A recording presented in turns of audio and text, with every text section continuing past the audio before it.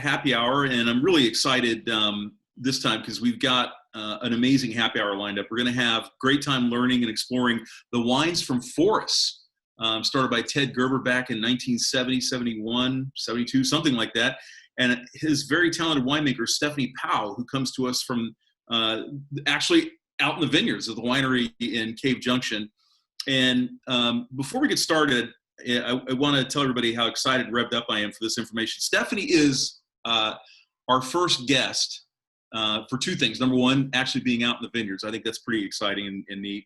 And number two, she's the first person that we've talked to who has experience in lots of different appellations. So she's got a quite extensive resume. So up until now, everybody has really just been from one place only. But Stephanie has an impressive resume that begins receiving her degree in microbiology at the University of San Diego. So she's a Triton and she's a rocket scientist. She's both of those things. She has a lengthy multi-appellation history with Pinot Noir that includes Bethel Heights, Lemelson in Oregon, Dry River Vineyards in Martinborough, New Zealand, and then Saintsbury and Mondavi in Napa Valley. And boy, that's right there. That's enough to make you tired just thinking of all the travel that you got to do. So Stephanie, welcome. Thanks for joining us. Thanks for having me. It looks like it's a beautiful day there and you're out in the vineyards. And what is that that's planted behind you, by the way? Pinot Gris. So this is actually, we're on Maple. This is actually one of the warmest spots on Maple. It tends to be the very last, these leaves will stay green even though frost will happen over everywhere else. And everywhere else will be brown and this will be a sea of green. So it's pretty warm. Wow. Beautiful, beautiful. Well, let's get started. I guess first things first, how did you know you were going to become a winemaker? That's the question that's probably number one question on my mind. You know, you're a microbiologist by education at the University of San Diego. And did you wake up one day and decide you want to be a winemaker? Or by the way, do you prefer winemaker or enologist? Which do you prefer?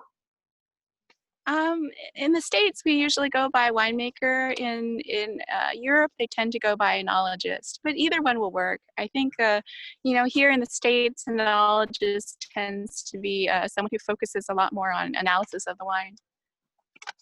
So how did you decide just to become a winemaker? What was the impetus for that? I was just doing it was a career change, actually. A career change. And so what did you leave to go to winemaking? Uh-oh, I think she might have frozen up.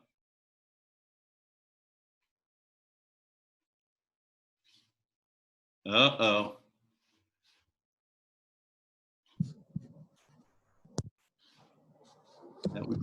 That's our third first. Vineyard, multi-appellation, frozen Kiam. It looks like she may have dropped off, and hopefully she'll figure that out in a second. She might have to rejoin. Okay. Part of the problem is just the internet connection in that remote area of Oregon. Right. Yeah. For those who don't know, Cave Junction, when you literally talk about BFE or out in the middle of nowhere, and you look up BFE in the Urban Dictionary, Cave Junction is there. It's actually a picture in the Urban Dictionary or out in the middle of nowhere in the Webster's Dictionary, Cave Junction would be there. It's definitely off the beaten path without any question. She did drop off, so hopefully she'll be back in.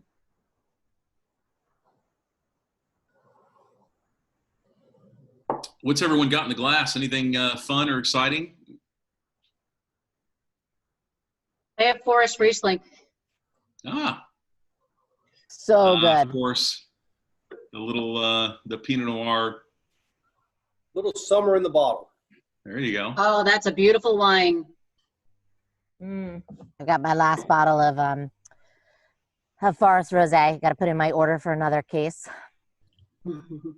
I have a Foris Riesling. I am going to go grab a glass of Foris Rosé. I have to tell you that I have some friends down here that I had the Pinot and the Rosé bit, and they are now wine club members and have been very consistent with the rosé order shipped down from Oregon. So we're making fans down here in Sonoma County as well. There's Stephanie. She's back. She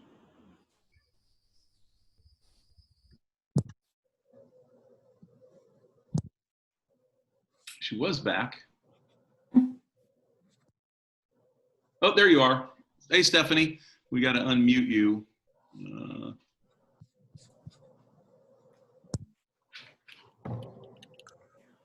You are unmuted. Okay. Hi, can you hear me now? Okay, perfect. I feel like that commercial.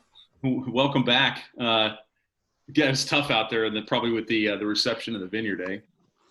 Well, actually, the iPhone shut down. It said it had like the temperature got too hot, and I was like, well, I guess 75 degrees outside, still not going to work for the iPhone. Yeah, right. So I just read in. Well, welcome back. I'm glad you're back. So I was in the middle of asking you when you decided to be a winemaker, and you said it was a career change. You went from doing what to becoming a winemaker? Yeah, so I was doing IT work because I graduated with molecular biology, and so I was doing some bioinformatics work during research during school. So then afterwards, I worked in IT for about 8 years, and then I decided I wanted to try something different. I had a friend who is up at UC Davis studying enology and viticulture, and so I did a harvest and decided to just switch. What year was that? Yeah, it was a good time. I don't think I was expecting anything out of it. I wasn't expecting to be a winemaker. I was just expecting to be, someone working in the wine industry. And then this just gradually kind of, the pieces fell together, and that's where it led me. So, yeah. Excellent. What year was that? So I think I entered 2006. So, and then it took about 2.5, 3 years. So 2009, I was up I was in Oregon actually, and in New Zealand for 2009, I think. Excellent. So, as a winemaker, obviously, I'll say it one more time because I think it's I have fun saying it, but you're obviously a rocket scientist. You're incredibly educated. You have a very scientific and detailed background. What's your favorite part, of the job of being a winemaker? What would you say, just off the top of your head, is your favorite part of it? The favorite task? I like racking wine, actually. It smells great. So that's my favorite part. When you move wine in large quantities, or the tank smells amazing, you only have to be careful of wasps, we've gotten stung twice trying to rack our Pinot Noir. Interesting. Huh. And your least favorite part? Least favorite part? I think hiring. It's a really challenging hiring environment. Especially, I think with the current administration, it's difficult on the agricultural side to find enough pickers for harvest. Harvest is basically a huge suck for labor. It's massively takes up, we have to bring in so many people to accomplish this really crucial task. And so during that time, we've gradually had less and less labor available, even though we've had more and more grapes. And so, I think it's just taking drastic measures to be able to, convince people, hey, come to the boonies, we really need you, that sort of thing. And I think I remember also along those same lines when I was talking with Ted, the legalized cannabis business is also taking up a lot of the labor pool.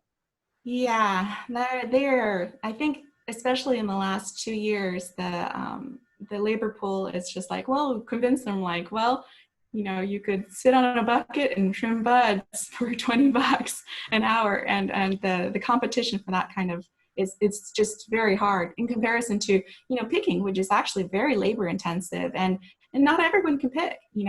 Honestly, I go out there and it would take us forever. But people who have been picking for a long period of time, it's a real talent. They're extremely fast. It's amazing when you watch them in action. I'll try and do an Instagram video sometime. Show you guys how fast it is. I think that working a harvest is one of the most intensive, labor-intensive jobs there is, and I've done it once, and I have no desire to ever do it again. It is grueling work. You're right, no question about it.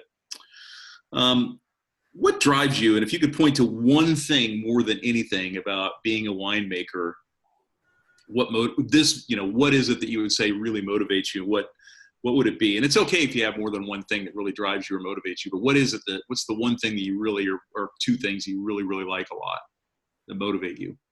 What I like about the business is that every year is very different. So the challenges are different. So I think that part of it is very appealing. One, it's a food product, and so that's something that you present to other people. It's something I've always enjoyed. I cook for a lot of other people as well, and that's just, I think sharing food is kind of basic to my family. We really enjoy that process. But the work in a winery is it just comes straight at you because there is no way around the fact that the plants are ready, it's ready to go, the grapes are ready and they're coming in and you got to take care of it. So in that sense, the work just kind of arrives, no matter what. It's how the rest of the year is very easy to pace. And I think even in our circumstance where there's myself and one cellar person to produce the wine, that's still very handleable under most circumstances. But harvest, there's no avoiding it. You have to bring in people. And so, in our current climate, where we're like, okay, how are we going to handle and keep everybody safe, under this coronavirus kind of climate? It's that's where we're thinking about those things now, but we still need the people. I think that's right. That's the key thing. Right. And has that been a challenge, making sure that everybody stays safe and you keep everybody okay? And so far we've been okay. Like Josephine County has had very, few case counts. I think people took it seriously from the start, which is a good thing. I think that Southern Oregon in general has a larger, older population because it's a great place to retire. It's really beautiful. There's the Rogue River and a lot of natural scenery. And so I think Southern Oregon as a whole took it seriously, which is great. And we've really benefited. I think once it comes to harvest, then, then we need just to, have a new playbook. Right. But I feel positive about it. Oregon's been very supportive. Like they're giving out like free, PPE and hand sanitizer for agricultural producers, which we just picked up yesterday. So, I think we're thinking at least things are coming down the line where everyone's getting prepared. Oh, that's great. Is it fair to say that each of your other experiences in the different appellations have helped shape the wines that you created for us? I think that different appellations are such a drastically different problem set that that your even though your basic skill set might like translate, you're like, okay, you do this to test the wine, you do this to do, these are the basic things that happen. But the growing conditions are so drastically different in every single appellation that, there's a, you just have to come up with your own solutions at each site. The nice thing about like places where you have lots of producers, like an AVA, which is like populated with lots of producers, is that you can really share knowledge. And I find that Willamette Valley is really like that. People really support one another and, they're able to taste each other's wines. They're able to say, hey, this worked, this didn't work. I think Ted is really, because he was kind of a pioneer. He started in like Illinois Valley by himself, 40 years ago. And so he's really had to find a lot of his own solutions. And he's really actually very creative, which is probably typical entrepreneur, but yeah. Do you get to spend a lot of time with your cohorts in Willamette? Because it's about 4 hours away, right? 4 or 5 hour drive. Yeah, because we're part of Oregon Pinot Camp, we interact like once a year, or leading up to events, like we need to kind of prep together how we're going to talk about things. And so we do interact quite a bit, and I'm able to taste other people's wines, which is really nice. It's helpful. I think, you know, in our conditions, like it's that I think when you were talking before about different appellations, like how it kind of plays into my knowledge for attacking this particular problem. I think that what I noticed, all those things kind of like helped. Like, for example, you know, working in New Zealand in Martinborough, like I didn't know at the time that eventually I was going to be going to a similar kind of like appellation where we're growing the same varietals. But at the time, you know, all I was doing was, you know, arranging shoots and pulling, you know, hammering in stakes, you know, running on the ATV, you know. So those things about working in the vineyard, what you do notice, and I think that was really helpful, is that under very rainy conditions, you really need to plant in the right spot. And Martinborough Terrace, when they talk about that, that's a real thing. It is all rock. So drainage is fantastic. And it's very similar to the conditions that Ted has here. So he has some varietals planted on some very rocky areas. And, you know, with our kind of like, you know, 60 inches of rain on average, that's really helpful. Huh, interesting. Is it fair to say that each one of your jobs and each one of your appellations, you've picked up a little nugget here, a little bit of a nugget there, and that you've taken that with you forward to every place you've gone? I think they're all impactful in different ways, but the most impactful are the people, because winemaking is not an academic thing. You can go to school to learn, I think, the language and to gain perspective, but I think that winemaking is like cooking. You really have to learn it from people and practice. So that's the thing where I think in every job there have been very crucial people, I think, who have really, you know, taught me a lot. But you have to ask the right questions and, you know, to get the right answers.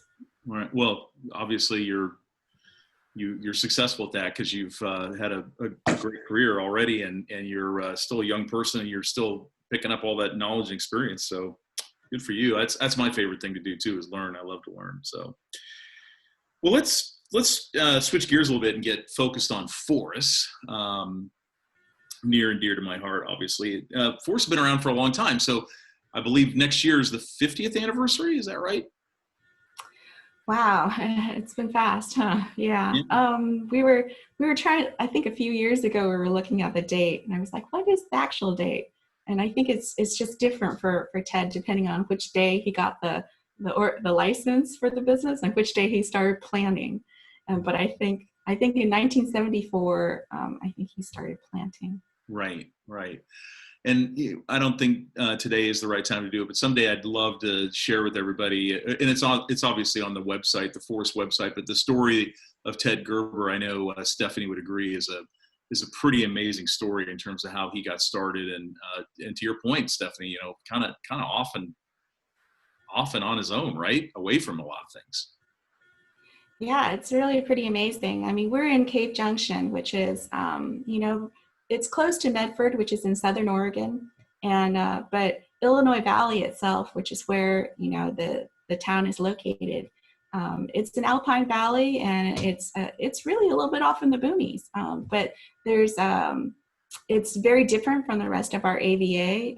The rest of our AVA is largely like they can grow all kinds of things. They can grow like Merlot, they can grow Cabernet Sauvignon, they can grow like, you know, things that we could never ripen. But you know, our area is, and also I think what's really different from in Illinois Valley is that we're growing those varietals that are Alsatian. So, you know, Pinot Gris, Pinot Blanc, Gewurztraminer, Riesling, these are all, you know, varieties that thrive in our area. Right. And we grow a lot of Pinot Noir too. You know, it's a little bit off of my script, but I have to ask you, what's the primary difference between Willamette and where you are in Illinois Valley?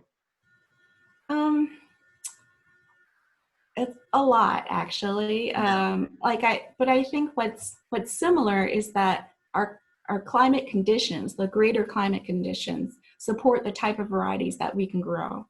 And so timing wise, I usually think of, I'll talk to the producers in the Eola Amity, because they are, they're getting bud break, and they're getting harvest, and their bloom dates are all really similar to what we're getting. What's different is that they're growing at a little lower elevations. We're at 1,400 feet higher elevations, but we're closer to the California border. So our day length is slightly shorter. Day length is incredibly important. You'll notice that it drastically changes your growing conditions from like California versus Oregon versus Washington.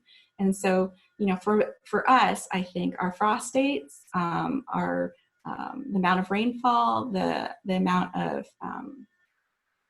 and our soil types, we actually are totally almost completely dry farmed, which is really different from the rest of our AVA. And that's because we're planted on sites that have really good drainage, and we have just completely different soil types. The rest of the AVA, they're doing a lot of deficit irrigation, mainly because their season is longer for varieties that are are going to take longer to get there, but also because their soil types are coming from a different mountain range. We're coming off of the Siskiyous, they're coming off the Cascades. So the soil types, I think it's a bit of a unicorn out here in like Illinois Valley. It's really benefits grape growing, and so that's kind of what's different. Interesting. I have to say too that the wines just keep getting better and better. I know the last time Tokar and I were out at the winery, and I think it was the first time we had an opportunity to meet you, and I was just like, I mean, they've always been good. That's not my point, but the whites have just, and the Pinot, everything is just, it seems like there's a purity now that is even more focused than it was. Are there any changes that you've made, or any things that you're doing different? I spoke with Ted about it a little bit, and he said, well, I think we're getting better at growing grapes.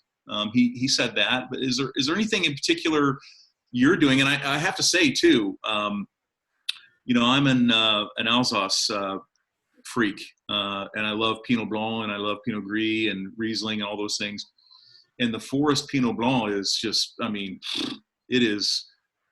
wine is just spectacular. And in a blind tasting, I would defy anybody to try to name exactly, where it's from or anything like that. So is there anything you're doing differently now, or is it, you're just continuing the program? And I think Pinot Blanc itself, and that's wonderful to hear. I'll tell Ted about that. I feel like his piece of Pinot Blanc is it's really one of the easiest varieties for us to grow here. It's like, I almost feel like being completely hands off. Great, it just naturally produces like a very attractive fruit profile and body, and just has lots of good things going for it. So I think the biggest change probably starting in 18 is the fact that, we've gone 100% estate. I think that has really changed the profile of our wines to a large degree. And I think mainly because, some of that is, increased, grower focus on our own varieties, that we're just, excited that we can, really showcase what our particular climate and terroir is about, even if we don't have near neighbors to compare with and show you. But, I think it is specific. But the challenges that entails is that, when you have many, many acres, then how can you manage the logistics appropriately so that everything can come in at the right time to be processed? And also, whether that, that you will really see what those wines are like from a given vintage, because there's no longer any spread across other warmer areas. And so I think that our hopefully that our consumers will and our fan base will support us and say, hey, you know, we've really gone the extra mile to try and, you know, focus on our own terroir, and, you know, on our own growing grapes from the start to the finish. You know, we're everything that we grow, we make. Everything that we've made is made from stuff that we started from scratch. But then there is the bigger variation, you know, due to climate change and also due to, you know, the fact that it's all coming off of, you know, one terroir that is impacted by the larger climate conditions. Interesting. So, I can't even begin to imagine. How many acres now do you guys are farming? How many? I think I don't know 100% how much is planted, because some parts are, you know, coming into production. There's still more being planted in the last few years. But I'd say it's probably at least 250, 200 or so. I mean, what an unbelievable, I can't even get my head wrapped around. Oh, we got the sirens here. I can't even get my head wrapped around. How challenging that would be to have 250 acres and have to cycle everything in at the right time in and out of the winery. So that's got to be just an amazing feat. Yeah, Ted manages it well, I think. I mean, some of the varieties ripen a little bit later, like Gewurztraminer is the latest on our window. Like we were gone through all our reds and we convert our red presses back to white, which I've never seen anywhere else. So Gewurztraminer is way out there, and that helps spread things out a bit. But generally, a lot of the Pinot related varieties, because they're similar, they come from the same similar genetic background, and so they will tend to have a similar ripening window. So that's why the big, you know, tidal wave Interesting. when harvest rolls around. That was actually going to be my next question. Do you get to work closely with Ted? Do you get to spend a lot of time with him? Yeah, we talk every day, practically. I think, you know, because we're always kind of bouncing ideas off of each other, and, you know, talking about, because as the season is shaping up, that's very impactful, you know, at every step, because afterwards, you don't really want to go back and do things twice, but you don't want to underdo it because then that can be really impactful for your actual crop later. So we do talk a lot as we go through, you know, how are things looking? What do we think is coming down the, you know, the pikeway and things like that. Do you go visit any of the ranches or the vineyards with him ever, or? We do a lot of separate driving. So, but occasionally if something is really specific that he says, oh, you know, that looks really different from my previous years, then we'll go together and we'll talk about it. In 19, that was definitely the case. Like we went out there and we're like, oh, okay, that's really different. And Ted said he hadn't seen anything like it in his 40 years of growing. But it was like a very, very light crop across the board. You know, a lot of people were light, but we were really light. And so it was really different in 19. Interesting. So smaller vintage then in 2019.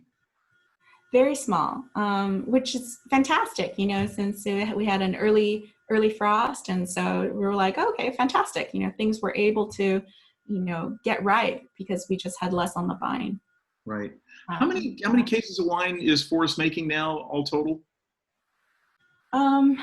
I think, so I do know we had, at least in 18, you know, we had about 29,000 and then bottled, but it wasn't all under our Foris label. And then in 17, for example, we were just pushing 20. So, but I think the biggest increase hasn't been in a lot of other varietals. It was probably in the early Muscat for the Moscato and for the Pinot, simply because we were taking back a lot of fruit that we were growing for other people. We were taking it back. And so, right. So that was the biggest difference. But Right. also just increased demand. You know, people just want a lot more Pinot Noir than before. Yeah, you know, and I have to say too that I think, and of course, you know, Preston Lane, we sell and represent the wines around the country, but I think that they offer, the Foris wines offer one of the best values and best quality to price ratios there is in the country, in the United States, with almost anything. I mean, you can get an absolutely amazing bottle of Pinot Noir that you guys have grown and produced for $20. You know, it's just, I mean, the quality that's in the bottle for the price is pretty unprecedented, I think. So it's really impressive what you do, and the fact that you are able to get as many different types of fruit from the different vineyards and make everything as clean and beautiful as it is. It's really impressive. Really impressive. That's thanks. I mean, that's really great to hear. I'd love to tell Ted about that. I really feel like Foris, as a whole, like, has always been, we're looking for QPR. We're looking for quality, for the price. And I think it really, like when I first got here, I just could not believe that at $20, that they were still doing everything in French barrels for their Pinot Noir, that it was all really very handcrafted. That's very unusual at this price range. I think at this price range, you're usually finding Pinot Noir that's fermented in large tanks and done with, like oak chips and things like that. Not that that doesn't make good wine, it does. But I think that the very, I think the kind of like old fashioned, but very, traditional style of winemaking for their Pinot Noir is unusual at this price point. Yeah, it's absolutely spectacular. Okay, now I have to ask you a little bit of a loaded question. So this, but it's going to be, I'm going to have fun asking because I can't wait to hear your answer. Do you have a favorite varietal to work with? Pinot. Pinot Noir? Yep. And why would you say that? What makes it your favorite? I think for most winemakers, they like things that can be very affected by the climate conditions and the process, and Pinot is affected by both a lot. And you can have very drastically different like Pinot coming off of very closely planted vineyards, just based on soil type or anything, really almost anything affects Pinot. And so the wines can be so exciting. They're so they can be either more perfumed or more structured or or different fruit profile. It's just kind of amazing. And here at Foris, we have 4 main ranches, and I would say that the wines are almost completely different. You wouldn't even recognize that they were from the same place. And added on top of that, there's complexity from like the type of clones that you plant. And so it's just a very exciting varietal to work with. Yeah. So it just never gets boring then. That's kind of what you're saying. There's so much to learn, and you get one shot a year during harvest. So that's why it's kind of like, like you learned all these lessons, and the next year you're just like, okay, well, this is what I think now, but then the climate conditions have changed. So all the matching parts of that, are exciting. Right. And now I got to flip it around and ask it the other way. Is there a variety that you just really like, if I could just not work with that? And by the way, it's kind of funny. Everybody I talk to that I ask them that question, they all have something they're like, so what's your least favorite variety to work with? Well, I will say this, if we had more tools, I wouldn't mind so much. But if we made less Moscato, I would be happy, because otherwise I'm in the winery is, 38 degrees in the cellar, and I work in a 38 degree cellar for, 9 months out of the year. That's a little too much. Interesting. Huh. Moscato. Well, and we make quite a bit of that. There's 36,000 bottles a year, probably. It's really popular. It's a sparkling, wine, and it'd be incredibly attractive, I think, under, most years. And so it makes a really great wine. I just wish we made less of it, just personally, so I can warm up a little bit. It's really cold at work. That's funny. That is funny. So Is it radically different working with, say, Cabernet Sauvignon or Merlot than it is in Napa than it is working with Pinot Noir? Actually, not even just Napa, but in general, is it really different working with Cabernet and Merlot than it is with Pinot Noir? And then part two of the question, is it really different working with Pinot Noir in Napa than it is Pinot Noir in Illinois Valley? Yeah, I would say, Pinot Noir is, you're doing better in cooler conditions. And so there's just much more personality. So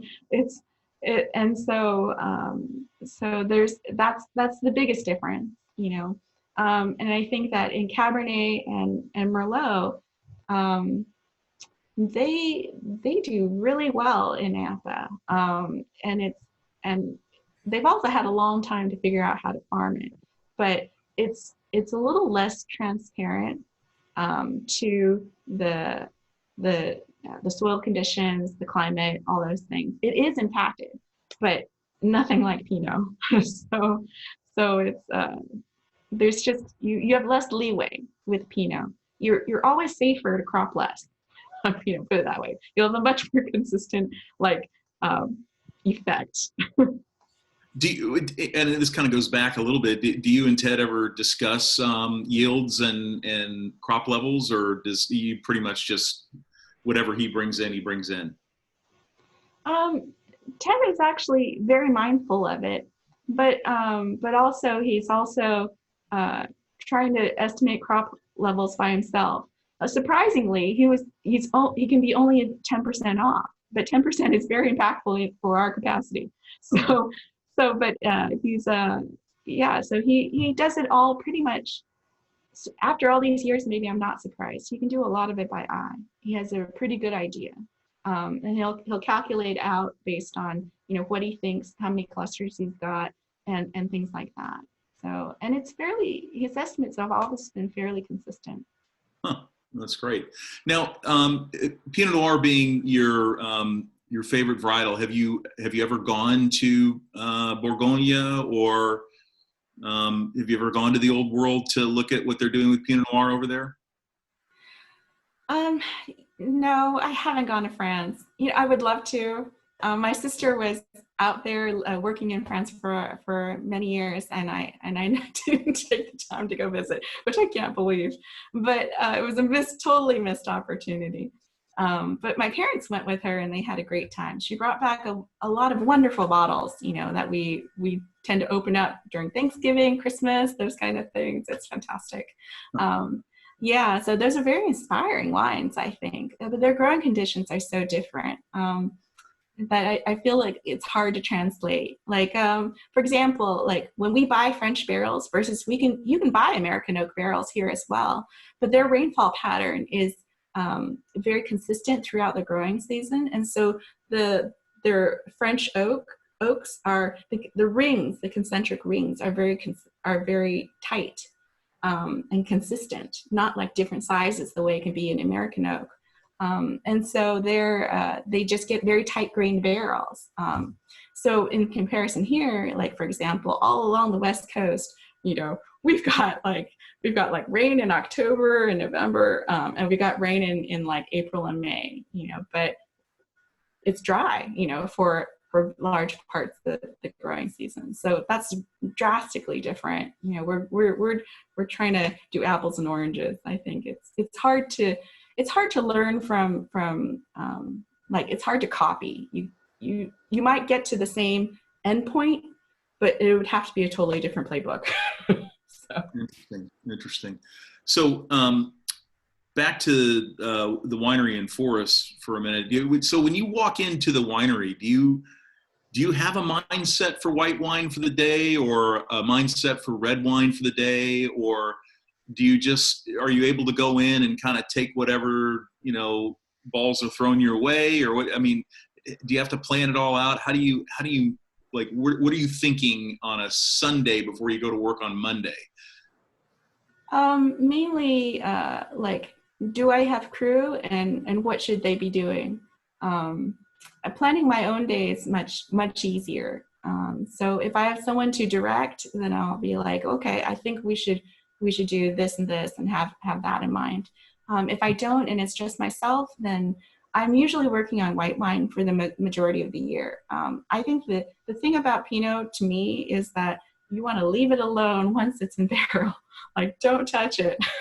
So it really benefits from not being disturbed. But like for all of our, white wines and our Bordeaux wines, I think that those benefit from action. And also we're getting them ready for bottling. So you have to take action. So that's kind of what's driving our process. And how long do you leave the whites for cold temperature stabilization to precipitate the tartrates out? Yeah, so it really depends.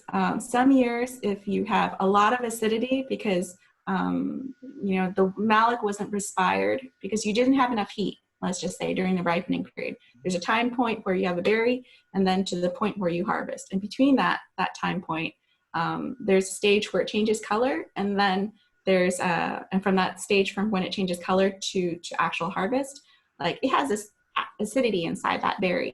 If it's really hot conditions, that malic gets eaten up and converted to something else that's a lot softer. And so if you have a year where it's just very, very acidic, it could take a while, depends on, what temperature you're keeping things at.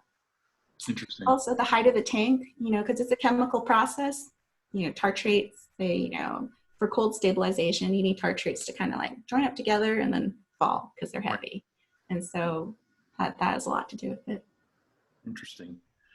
Well, let's switch gears here a little bit. I want to talk about Chardonnay. It's a wine that I know Tokar and Mandy and I definitely want to sell more of because you guys make an amazing Chardonnay. Is it really different than the Alsatian whites, Pinot Blanc, Riesling, Pinot Gris, Gewurztraminer? Is it really different, or is it? Yes. To me, I actually think that Chardonnay is the one varietal where I feel like it's like reds. You should crop it appropriately, and I think rootstock is important. I think the clones are really important. There's a lot of detail into Chardonnay. Granted, once you put it into barrel, like there's a lot of like that the barrels are very impactful for the actual winemaking side, but it's actually the farming, I think, that is tremendously important. So the exciting thing about Chardonnay is that we're getting more and more Chardonnay planted in Oregon, which is fantastic, because I think in Oregon it's a varietal that really suits our climate conditions. Under almost any kind of year, you can produce a really really great Chardonnay, but your actual farming conditions are really, really important. Interesting.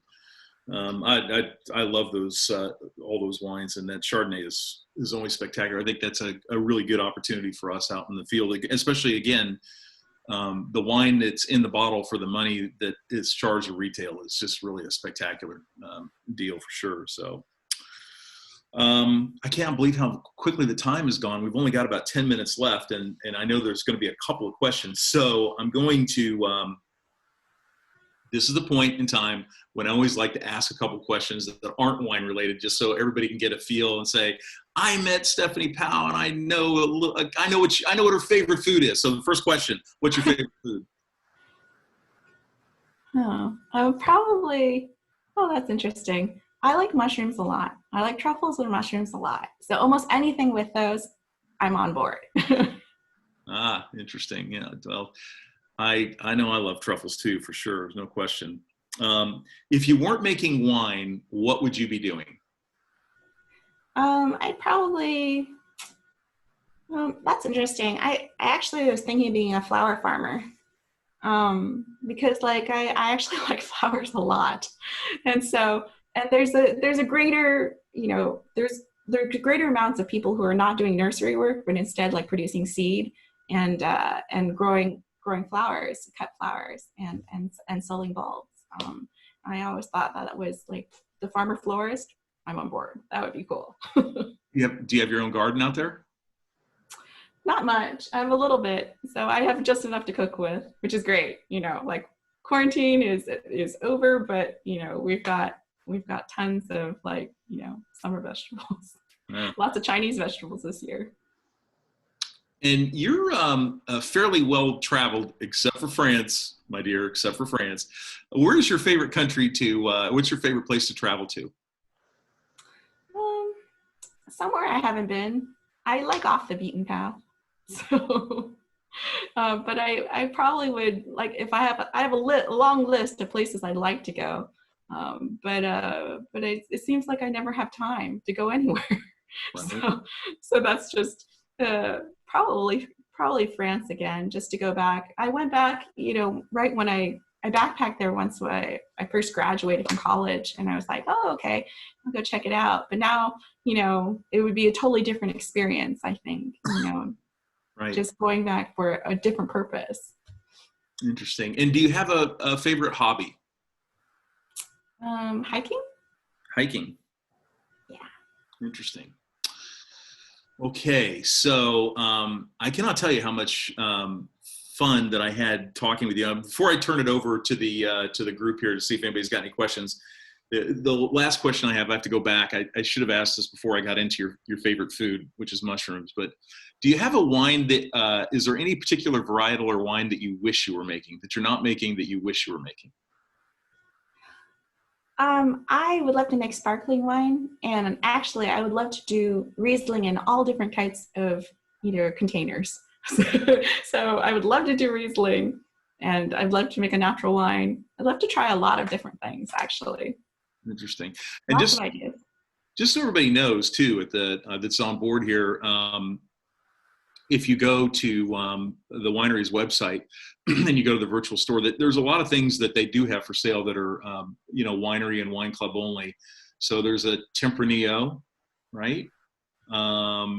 There's a number of things. So it's definitely worth the time to explore and go on the website and check it out. It's a neat place. So, okay. Does anybody have any questions? We've got about 8 minutes, and you know how I am always, I never like to keep anybody past an hour.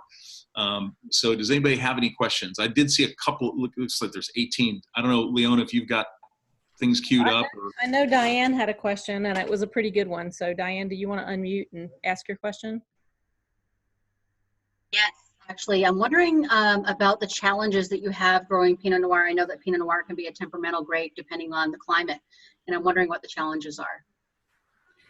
I think that we're pretty lucky in the fact that we're close to California. So the naturally warmer temperatures are great. It really favors us getting there to the finish line. And so the challenges, I think, are many, throughout the growing season, because like you can have things kind of slow down just because you're not getting accumulated warmth.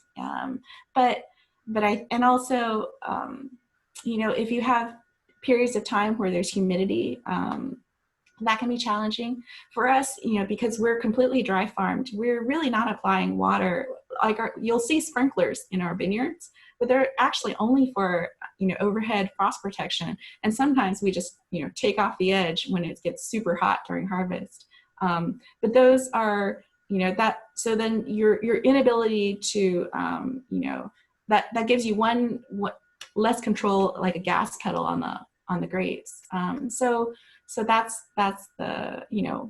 probably one of the biggest challenges. We're always concerned, of course, with like what is the weather like in harvest? We're like, oh, is it great? Like no rain? Awesome. So we don't have to rush to bring things in. We don't have to worry about any kind of fungal diseases, that kind of thing that might impact the quality of the wines coming in. But generally we do pretty good. Being closer to California, I think, has really benefited us. And for those on board and whoever will be listening to the YouTube replay, the winery is, as a crow flies, 7 miles from the California state line. So it really is Southern Oregon. It's quite a ways down. Obviously, you can't drive to California in only 7 miles. It's a little bit more challenging than that because more convoluted. Yeah, because of the mountains and everything else. But it's not far in terms of as a bird flies or as crow flies. So, does anybody else have any other questions before we let Stephanie go? Frank from New Hampshire. Stephanie, your 18 and 19 rosés are amazing, and the 19 I just tried.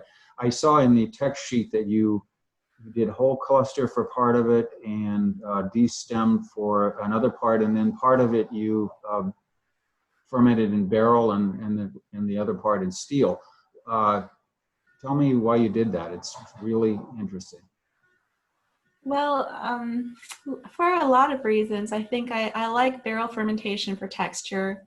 That's, body, volume of the wine. That really makes a big difference.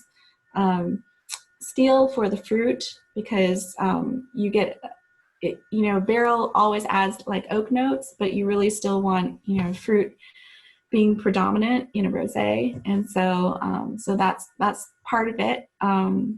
We did whole cluster. Largely, it's easier to press. I don't really want a huge amount of skin contact. It depends on the year. Some years, you really benefit, and then in some years, it's not so much. And so, whole cluster straight. If we destem it, then we add back the stems into the press, and that gives us a better press. But I do like to settle for a long period of time, so 72 hours. Definitely, I think that makes a big difference in the end result. But yeah, thank you very much for the compliments. It's a new program, new product. Are these the first rosés you've made, the 18 and 19? Yep. In 18, it was the first one. It was kind of an experiment. We were like, okay, well, I talked to a bunch of people who were making them. Like, what did you like? What did you not like? And then in 19, we kind of revised the recipe a bit, just because the year was so different. I mean, the 19 growing conditions were so different. But I think, I pretty much, I liked what we did in 18. I'm hopeful that this year, and that in 19, like those two kind of merging of the two recipes will happen for this year. But it's exciting. I like our new products. They're just kind of like, they're kind of in formation. Yeah, they're good. Boy, there's no question about it too. Anybody else have any other? Yes, Elizabeth. I want to say this Gewurztraminer is fantastic, first of all. And how long have you been at Foris now? Thanks. I've been at Foris for 3 years.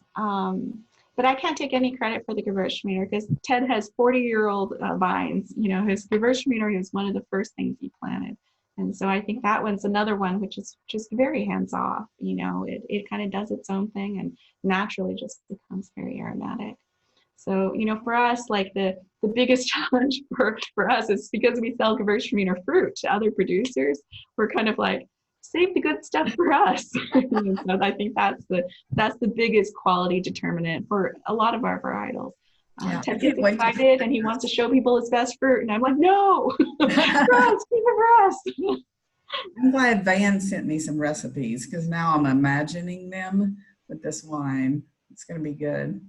I can tell you also, for everybody that's still left, the Gewurztraminer is pretty much an annual wine enthusiast best top 100 wine.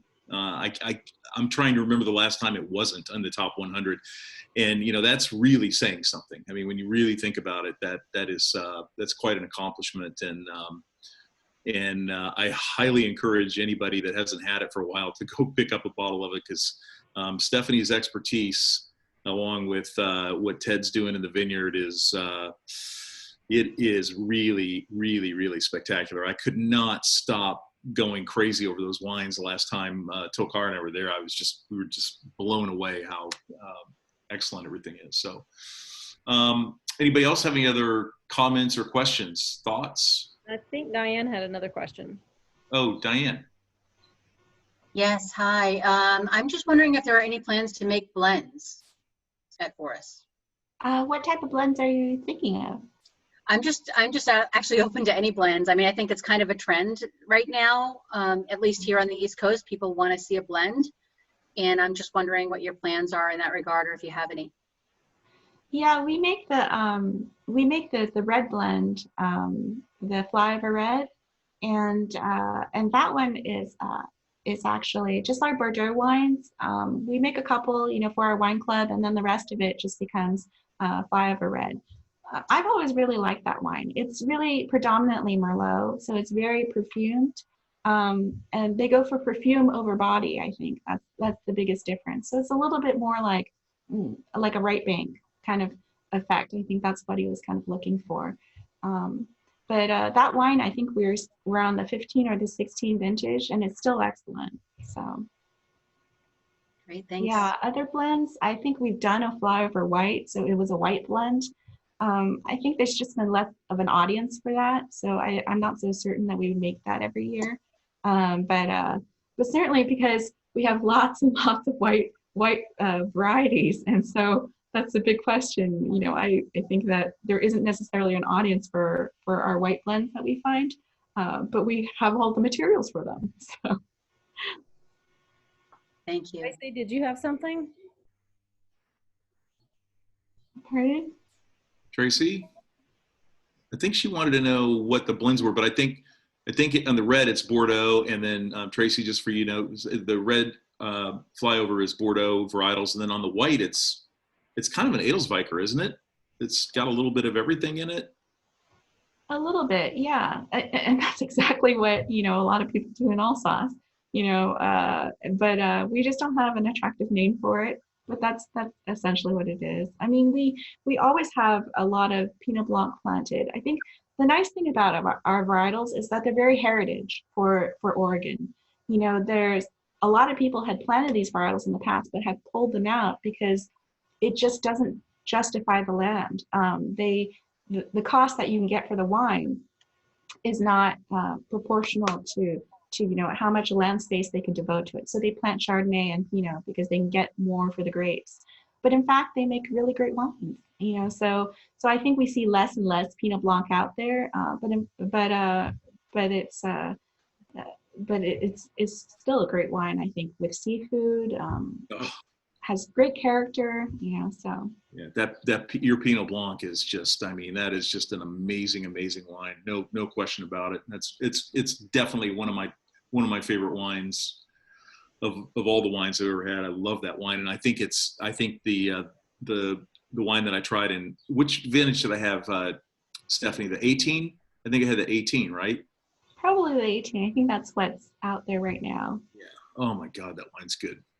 Okay, we're after the hour mark. Does anybody else have any questions or thoughts before we disappear? And by the way, you can always write to Stephanie on the Foris website. There's a contact thing there. You can always, yes, Julianne.